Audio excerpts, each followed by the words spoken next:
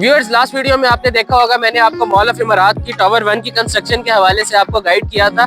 और इस टाइम पे मैं मौजूद हूँ मॉल ऑफ इमारात के एक्सटेंशन टावर 2 और इमारात बिजनेस डिस्ट्रिक्ट की साइड पे। जैसा कि आप मेरे बैक साइड पे देख सकते हैं, 24/7 काम तेजी से चल रहा है और यहाँ पर एक्सटेंशन का काम जो है वो भी काफी तेजी से चल रहा है। उसकी रीजन ये है कि हमने जिना गार्डन्स को जो एक्सेस है मेन इस्लामाबाद एक्सप्रेस हाईवे से, उसकी ओपनिंग हमने जल्द से जल्द करनी है।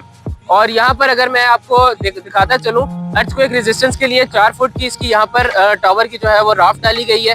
इसी तरह यहाँ पर रिटेनिंग वॉल और राफ्ट जो है वो 2.5 फुट की डाली गई है।